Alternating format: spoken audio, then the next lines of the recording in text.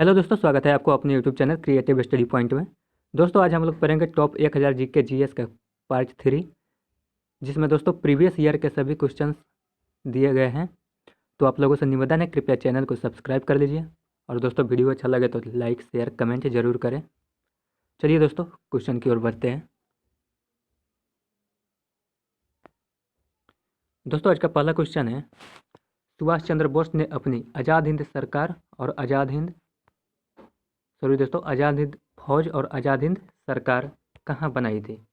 कहाँ बनाई थी दोस्तों? सिंगापुर में बनाई थी। इसको आप लोग याद रखिएगा, सिंगापुर में बनाई थी। ऑप्शन नंबर डी इसका सही उत्तर हो जाएगा। दोस्तों आज़ाद हिंद फौज का गठन कब हुआ था? आज़ाद हिंद फौज का गठन हुआ था दोस्तों 1942 में, और आज़ाद हिंद सरकार का गठन 1943 में। चलिए अगला क्वेश्चन देखते हैं।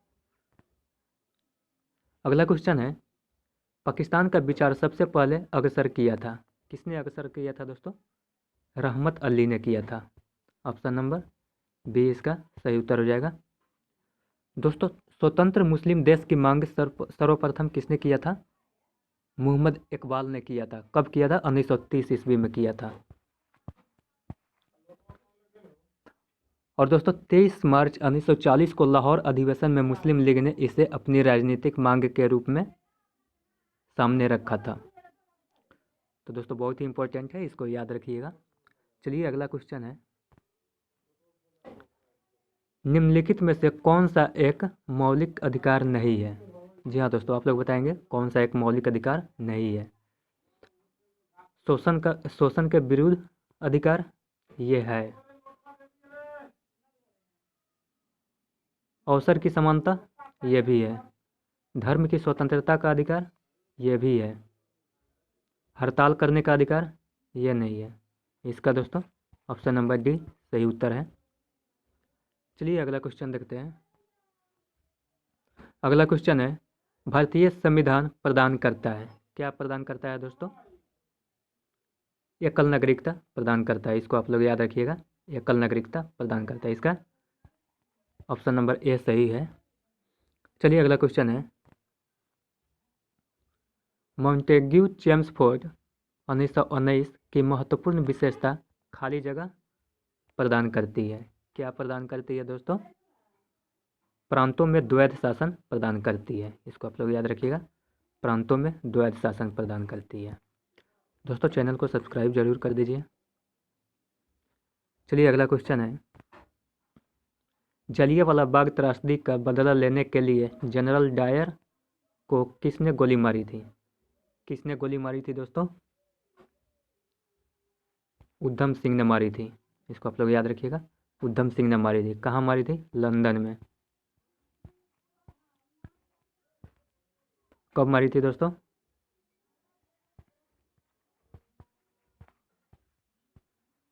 13 मार्च 1940 को मारी थी। जलियांवाला बाग हत्याकांड कब हुआ था दोस्तों? 13 अप्रैल 1919 को हुआ था। चलिए अगला क्वेश्चन देखते हैं। अगला क्वेश्चन है, वंदे मातरम गीत की रचना किसने की? किसने की दोस्तों? बंकिम चंद्र चट्टोपाध्याय ने की। इसको आप लोग याद रखिएगा, बंकिम चंद्र चट्टोपाध्याय। इसका ऑप्शन नंबर ए सही उत्तर है। चलिए अगला क्वेश्चन देखते हैं। अगला क्वेश्चन है, भारत का उपराष्ट्रपति अपने पद पर रहता है, कब तक रहता है दोस्तों? 5 वर्ष की अवधि के लिए रहता है। इसको आप लोग याद रखिएगा, ऑप्शन नंबर सी इसका सही उत्तर है। चलिए अगला क्वेश्चन है, भारत के राष्ट्रपति के चुनाव के लिए अधिकतम आयु क्या निर्धारित की गई है? क्या निर्धारित की गई है दोस्तों? ऐसी कोई सीमा निर्धारित नहीं है। इसका ऑप्शन नंबर डी सही उत्तर है। चलिए अगला क्वेश्चन है, भारत में न्यायिक पुनरीक्षण का अधिकार किसको प्राप्त है? किसको प्राप्त है दोस्तों? उच्च न्यायालय एवं उच्चतम न्यायालय को प्राप्त है। इसको याद रखिएगा, उच्च न्यायालय एवं उच्चतम न्यायालय दोनों को प्राप्त है। ऑप्शन नंबर बी इसका सही उत्तर हो जाएगा। दोस्तों चैनल को सब्सक्राइब कर दीजिए। चलिए अगला क्वेश्चन है, राज्यपाल के पद की सामान्य अवधि क्या है? क्या है दोस्तों? राज्यपाल की सामान्य अवधि 5 वर्ष है। इसको आप लोग याद रखिएगा, 5 वर्ष है। ऑप्शन नंबर 20 का सही उत्तर हो जाएगा। चलिए अगला क्वेश्चन है, भारतीय जननांकिकी में सबसे बड़े विभाजन का वर्ष है? कौन सा वर्ष है दोस्तों? 1921 है। इसको आप लोग याद रखिएगा, ऑप्शन नंबर 20 का सही उत्तर हो जाएगा। चलिए अगला क्वेश्चन है, कोई भी व्यक्ति तब तक राज्यसभा का सदस्य नहीं बन सकता जब तक उसकी आयु खाली जगह वर्ष की ना हो। कितने वर्ष की ना हो दोस्तों? 30 वर्ष से कम की आयु नहीं बन सकते राज्यसभा का सदस्य। इसका ऑप्शन नंबर ए सही उत्तर हो जाएगा। चलिए अगला क्वेश्चन है दोस्तों, मंत्रिपरिषद का गठन किसकी नियुक्ति के साथ आरंभ हो जाती है? किसकी नियुक्ति के साथ आरंभ होती है दोस्तों? प्रधानमंत्री के नियुक्ति के साथ आरंभ होती है। इस ऑप्शन नंबर सी इसका राइट आंसर हो जाएगा। चलिए अगला क्वेश्चन है, नवजात शिशु को दी जाने वाली ट्रिपल वैक्सीन शिशु को किससे प्रतिरक्षित करती है? किससे प्रतिरक्षित करती है दोस्तों? काली खांसी, टेटनस और डिप्थीरिया से प्रतिरक्षित करती है। इसको आप लोग याद रखिएगा, ऑप्शन नंबर बी इसका राइट आंसर हो जाएगा। दोस्तों चैनल को सब्सक्राइब कर दीजिए और बेल आइकन की घंटी को दबा दीजिए। चलिए दोस्तों अगला क्वेश्चन देखते हैं। अगला क्वेश्चन है, वयस्क व्यक्ति के हृदय के स्पंदन की प्रति मिनट औसत दर क्या है? क्या है दोस्तों? 72 बार है। इसको आप लोग याद रखिएगा, 72 बार है। चलिए अगला क्वेश्चन है, प्रकाश संश्लेषण में प्रकाश के निम्न में से कौन सी तरंगदैर्घ्य सर्वाधिक प्रभावशाली होता है? कौन सा होता है दोस्तों? नीली प्रकाश सबसे प्रभावशाली होता है। इसको आप लोग याद रखिएगा, नीली प्रकाश। चलिए अगला क्वेश्चन है, जब एक पिंड की गति दोगुनी हो जाती है तो उसकी गतिज ऊर्जा हो जाती है, कितना हो जाती है दोस्तों? 4 गुना हो जाती है। इसको आप लोग याद रखिएगा, 4 गुना हो जाती है। ऑप्शन नंबर सी इसका राइट आंसर हो जाएगा। दोस्तों गतिज ऊर्जा का फॉर्मूला क्या होता है? गतिज ऊर्जा का फॉर्मूला होता है दोस्तों हाफ mv² होता है। इसको आप लोग याद रखिएगा, हाफ mv²। चलिए अगला क्वेश्चन है, मैक शब्द का प्रयोग किसकी गति को मापने के लिए किया जाता है? किसकी गति मापने के लिए किया जाता है दोस्तों?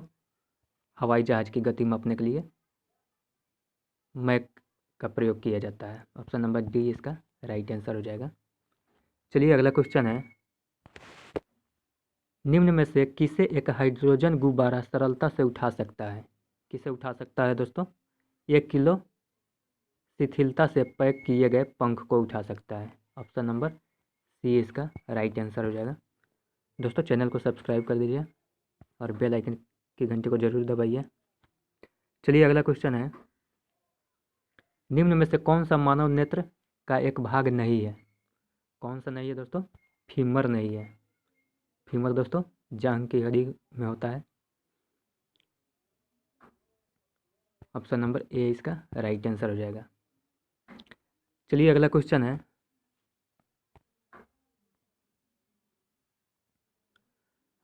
दोस्तों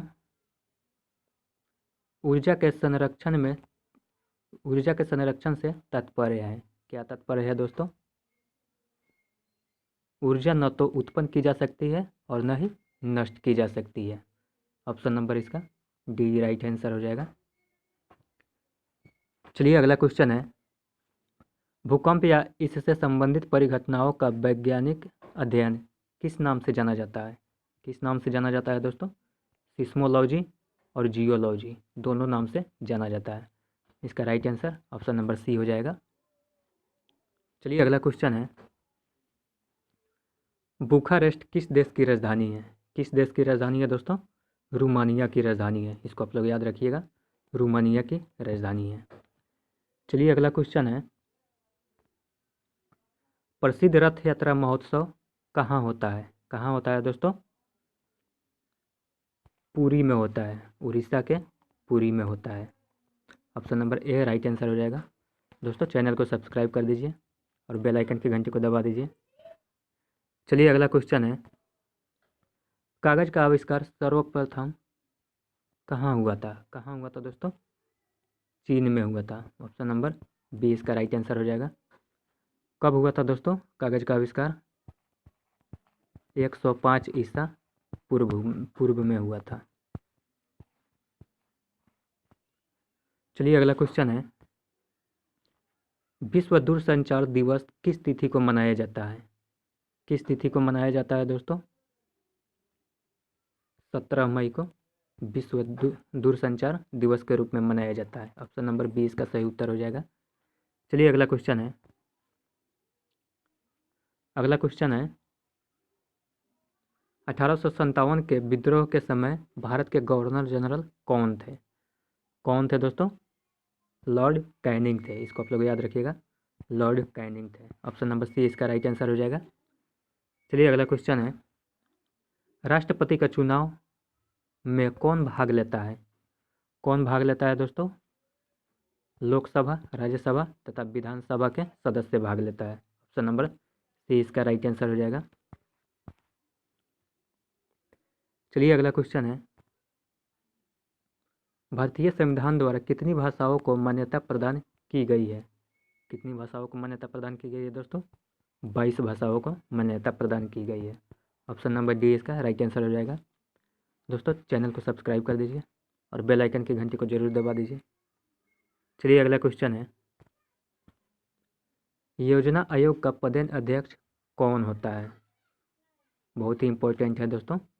योजना आयोग का पदेन अध्यक्ष कौन होता है? कौन होता है दोस्तों?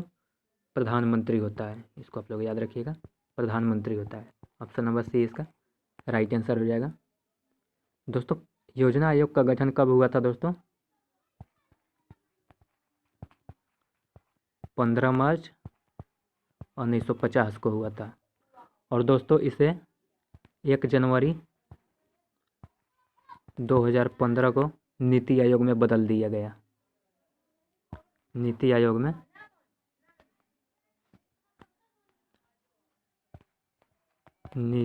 में बदल दिया गया।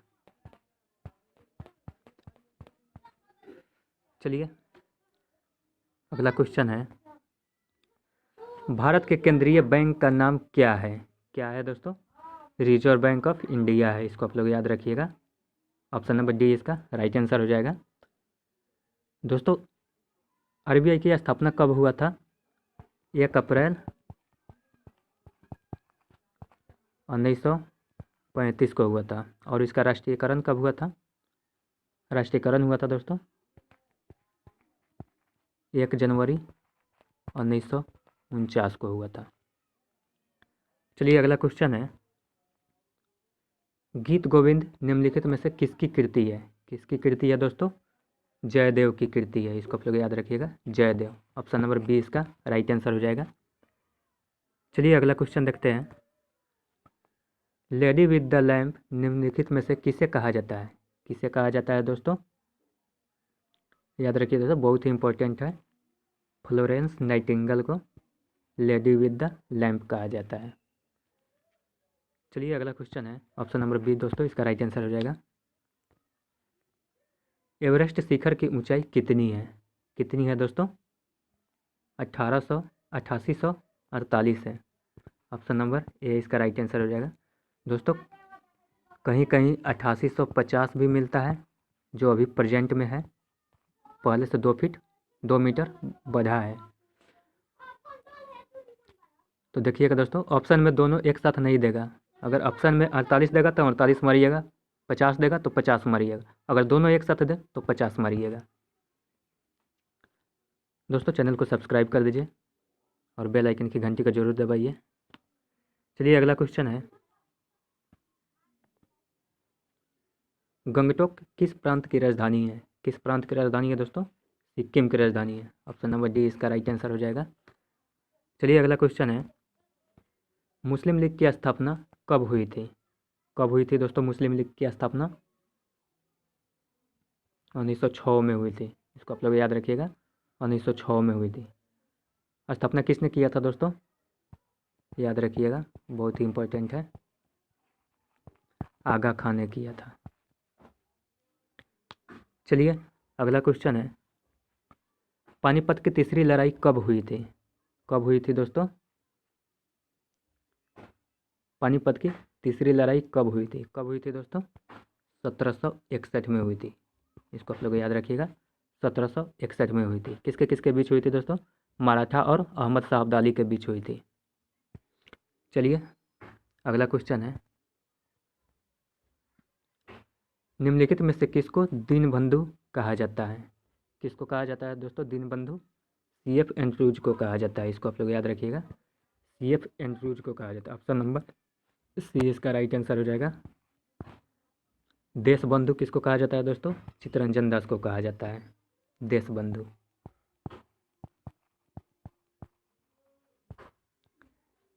चलिए अगला क्वेश्चन है, अलमाटी बांध किस नदी पर है? बहुत ही इंपॉर्टेंट है दोस्तों, अलमाटी बांध किस नदी पर है? किस नदी पर है दोस्तों? कृष्णा नदी पर है। ऑप्शन नंबर सी इसका राइट आंसर हो जाएगा। दोस्तों चैनल को सब्सक्राइब कर दीजिए और बेल आइकन की घंटी को जरूर दबाइए। चलिए अगला क्वेश्चन है, भारत आने वाला प्रथम अमेरिकी राष्ट्रपति कौन था? कौन था दोस्तों? आइजन हॉवर था। इसको आप लोग याद रखिएगा, ऑप्शन नंबर ए इसका राइट आंसर हो जाएगा। कब आया था दोस्तों? 10 दिसंबर 1959 को आया था। इसको आप लोग याद रखिएगा, 10 दिसंबर 1959। चलिए अगला क्वेश्चन है, भारत के राष्ट्रीय पक्षी मोर को कब मान्यता प्रदान की गई? कब की गई दोस्तों? 1952 में की गई। इसको आप लोग याद रखिएगा, ऑप्शन नंबर डी इसका राइट आंसर हो जाएगा। चलिए अगला क्वेश्चन है, द बेटर मैन किसकी कृति है? जी हाँ दोस्तों, आप लोग बताएंगे द बेटर मैन किसकी कृति है? किसकी कृति है दोस्तों? अनीता नायर की कृति है। ऑप्शन नंबर बी इसका राइट आंसर हो जाएगा। चलिए अगला क्वेश्चन है, होम रूल लीग की स्थापना किसने की थी? जी हाँ दोस्तों, बहुत ही इंपॉर्टेंट क्वेश्चन है। यहाँ पे दोस्तों बना लीजिएगा ऑप्शन के अनुसार, इंडियन होम रूल लीग की स्थापना किसने की थी? इंडियन किसने की थी दोस्तों? बाल गंगाधर तिलक ने की थी। कब की थी दोस्तों? 28 अप्रैल 1916 को की थी। और सीधा होम रूल लीग की स्थापना किसने की थी? एनी बेसेंट ने की थी, वो भी दोस्तों सितंबर